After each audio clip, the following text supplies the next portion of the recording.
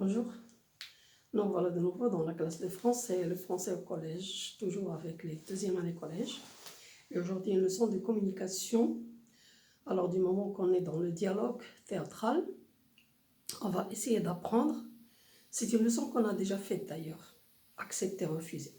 Mais aujourd'hui, je vais me baser ou bien je vais expliquer mieux refuser. Donc, l'objectif, comment refuser? Communication, comment refuser? Alors d'abord, qu'est-ce qu'on peut refuser? On peut refuser une demande. Quelqu'un nous demande quelque chose et on refuse. On peut refuser un cadeau. On refuse un service, un travail qu'on veut faire pour nous. Une aide. Oui, quelqu'un me propose une aide et je refuse. On peut refuser une proposition. Je te propose d'aller faire un tour. Donc je peux refuser là. On peut refuser une idée. Une idée, une opinion, un point de vue. Oui. Donc tout cela dans le contexte du refus. Comment je peux refuser? Alors il y a deux manières de refuser, bien sûr. Il y a de mauvaises manières. Et là, je vous le déconseille dans la communication. Il y a les bonnes manières. Et d'ailleurs, les bonnes manières, ça veut dire bien faire, bien dire. Les bonnes manières sont elles sont très importantes dans la communication. Bien. Alors, on va voir comment on peut refuser avec de mauvaises manières. Et vous allez me dire, ça n'existe pas. Non, ça existe. Il y a des gens qui refusent méchamment. Oui. Et ça fait mal au cœur à celui qui propose, qui demande, qui offre quelque chose. Donc, il ne faut pas blesser les gens à travers un acte de communication, de refus comme ça, dans cette manière. Alors, comment je peux refuser de mauvaises manières? Non. D'ailleurs, même la façon de le dire. Je peux dire non et je peux dire non. Donc, c'est différent. Non. Non, non. Oui. Non, ce n'est pas la peine. Et là, on l'entend très souvent. Est-ce que je peux venir vous aider? Non, ce n'est pas la peine. Oui. Non, je peux me débrouiller. Je peux le faire tout seul. Oui, je suis capable de le faire tout seul. Oui. Non, je ne suis pas du tout d'accord. Et là, sur le point de vue. Non, je ne suis pas du tout d'accord. Bien sûr, je peux ne pas être d'accord. Mais avant de dire que je ne suis pas d'accord, il faut d'abord accepter l'idée de l'autre. Ne jamais se contenter seulement de son idée. Chacun a une idée, une opinion, un point de vue différent. Et c'est dans la différenciation qu'il y a la richesse des mots, la richesse de la communication, la richesse de la culture. Donc il faut savoir quand même. Donc avant de dire que je refuse ton idée, je dois d'abord accepter ton idée, mais défendre la mienne d'une autre façon. Oui. Donc, non, je ne suis pas d'accord, je ne suis pas du tout d'accord avec toi, avec nous. Cela ne me plaît pas. Et là, c'est vraiment fort. Cela ne me plaît pas. Cela ne me plaît pas que vous m'offriez un cadeau. Cela ne me plaît pas que vous veniez à ce moment. Oui. Cela ne me plaît pas que vous veniez m'aider. Quand même, c'est vraiment un peu fort. Donc, avant de refuser, il faut quand même respecter ce lien social entre les gens. Parce que je répète toujours que nous sommes obligés de vivre dans un groupe, dans une communauté. Donc la communication est très importante. Il faut quand même respecter ce lien, respecter ces relations. Je peux refuser d'une manière beaucoup plus souple, beaucoup plus gentille, beaucoup plus donc de bonne manière. Alors comment je peux refuser de bonne manière? Non, merci quand même. Donc je suis poli. Je refuse poliment. C'est gentil de ta part, de votre part, mais je préfère le faire toute seule. Mais je n'ai pas le temps.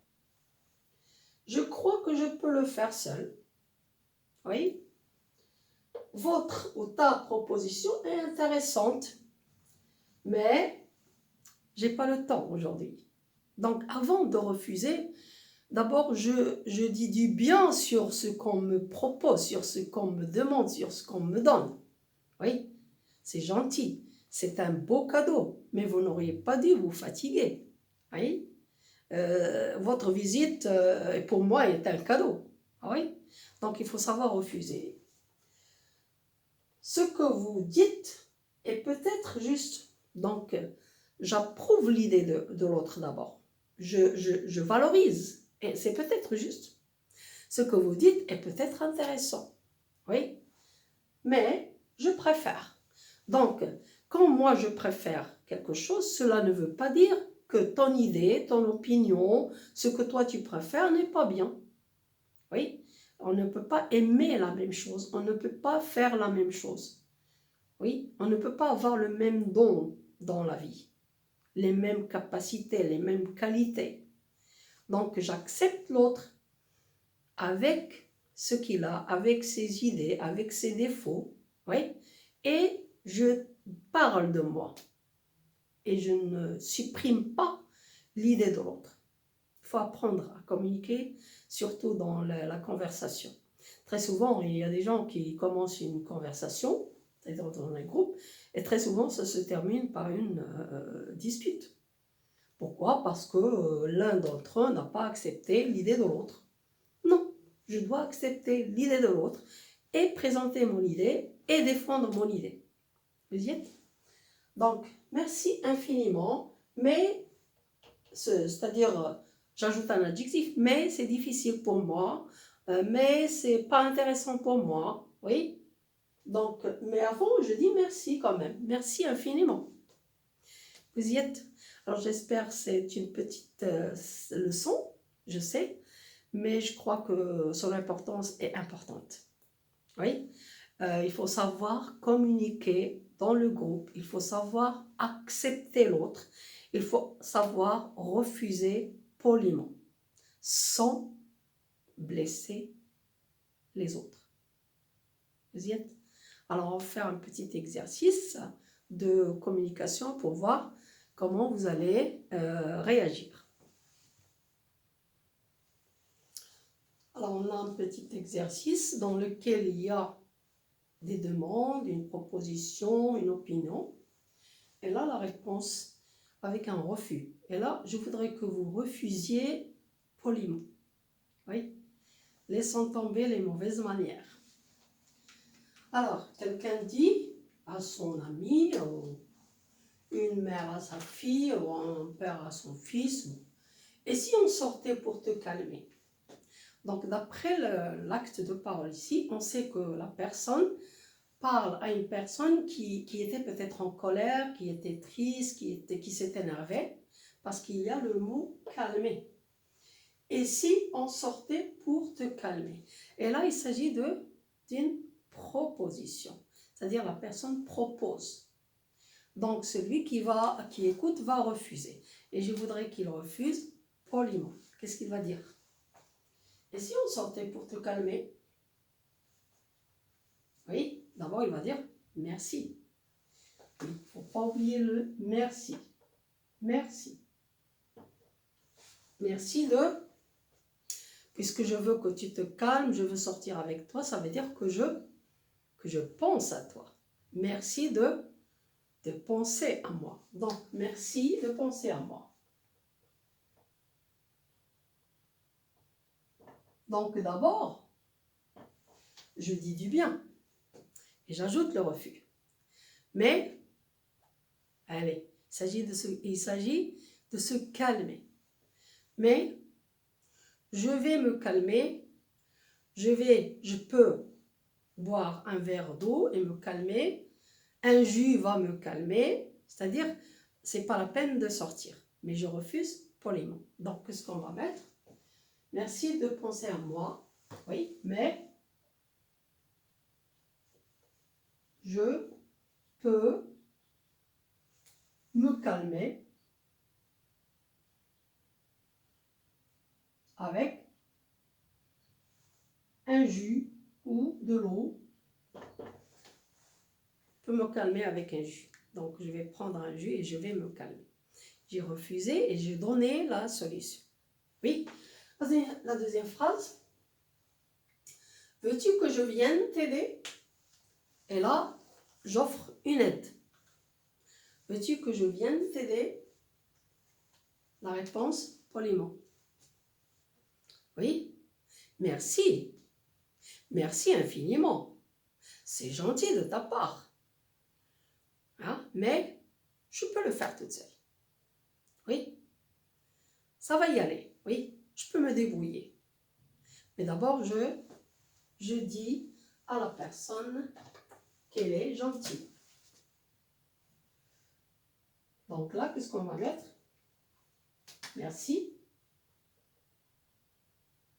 C'est gentil. Mais je peux le faire. Je peux faire cela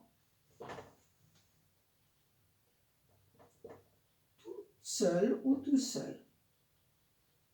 Voilà. La phrase suivante, j'espère que ces fleurs te plaisent. Il s'agit de quoi? Oui, d'un cadeau. J'apporte un bouquet de fleurs à quelqu'un. J'espère que ces fleurs te plaisent. Hey, est-ce qu'on peut refuser des fleurs? Non, bien sûr. Donc là, qu'est-ce que je vais dire? Je ne peux pas dire non. Oui. Quelquefois, on est obligé d'accepter. Mais il y a des gens quand même arrogants qui refusent. Alors, qu'est-ce qu'on va dire? Donne-moi une réponse dans laquelle il va refuser la personne. Qu'est-ce qu'elle peut dire avec des fleurs? Oh non, j'aime pas les fleurs. Voilà. Il y a des gens qui disent ça. Non, non, non, j'ai une allergie des fleurs. Oui. Et là, même si j'ai une allergie, quand même, il faut accepter. Puis après, quand la personne va sortir, tu peux t'en débarrasser. Il ne faut pas le dire directement. Donc là, qu'est-ce qu'on va dire?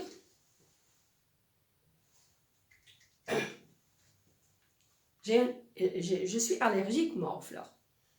Qu'est-ce que je vais dire d'abord? Quelle belle fleur! Oui, quelle belle fleur! Quelle belle fleur! Je suis allergique, moi. Quel est le mot qui convient ici? Oui, je peux mettre mais. Un autre mot plus fort. Malheureusement, oui, hélas, malheureusement, je suis allergique. Voilà.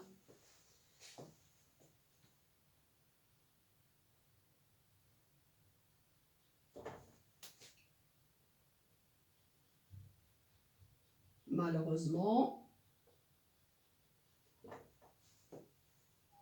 je suis allergique aux fleurs. Voilà. Donc là, quand même, j'ai dit une phrase sur les fleurs. Quelle belle fleur! Mais malheureusement, je suis allergique. Oui.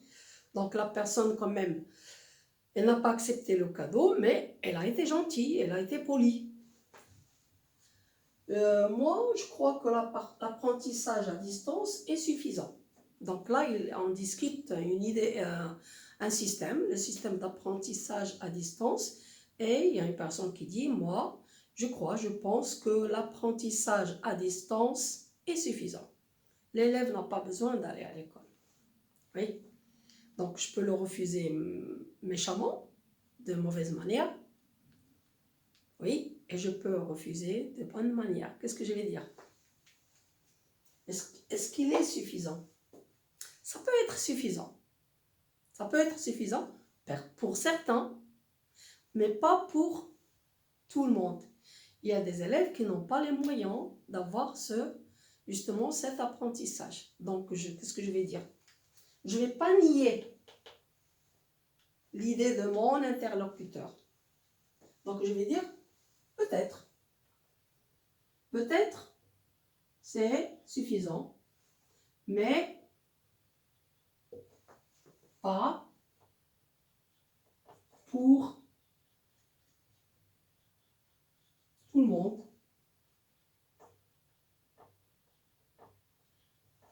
Donc là, j'ai pas nié l'idée de mon interlocuteur, mais j'ai ajouté la mienne, pas pour tout le monde. Donc, ça veut dire que la présence, que l'apprentissage présentiel ou bien la présence du professeur, de l'enseignant est nécessaire. Oui, mais en présence de l'enseignant,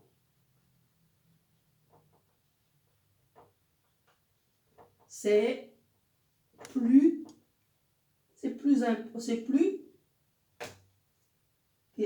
quoi? Oui, c'est plus intéressant, c'est plus important, oui, c'est plus, hein? C'est-à-dire l'élève va comprendre. Il va comprendre mieux qu'à distance. Parce que le contact direct n'est pas comme la distance. Oui, est plus important. Est plus important. Voilà. La phrase suivante, c'est une autre... Et là, c'est difficile là. Hein. Peux-tu me prêter ta voiture? Peux-tu me prêter ta voiture?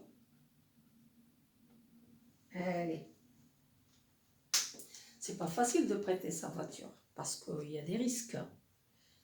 Mais comment je vais refuser? Comment? Il faut être intelligent pour refuser ici. J'aurais pu le faire. Je le ferai avec plaisir. Mais j'en ai besoin aujourd'hui. J'en ai besoin cette semaine. Oui. Donc, je le ferai. C'est-à-dire, je le ferai, je te prêterai ma voiture. Je le ferai avec plaisir. Mais j'en ai besoin.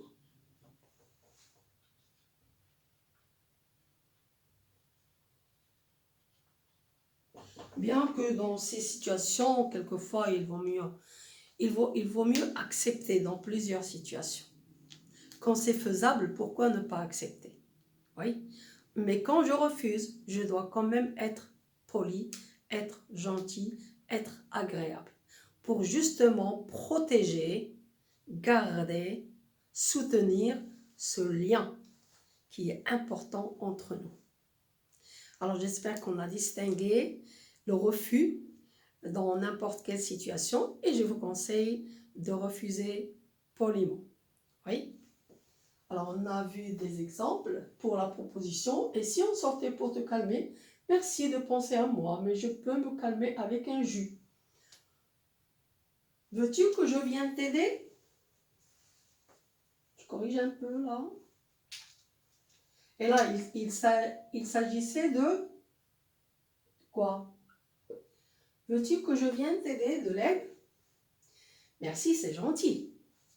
Mais je peux faire cela toute seule. J'espère que ces fleurs te plaisent. Quelle belle fleur, mais malheureusement, je suis allergique. Moi, je crois que l'apprentissage à distance est suffisant. Peut-être. Mais, peut-être, mais pas pour tout le monde, pour tous les élèves. La présence en présence de l'enseignant, c'est plus important. C'est-à-dire l'apprentissage en présence de l'enseignant est plus important. Peux-tu me prêter ta voiture? Je le ferai avec plaisir, mais j'en ai besoin. Alors, je vous conseille de faire attention au refus. Oui, à la prochaine fois.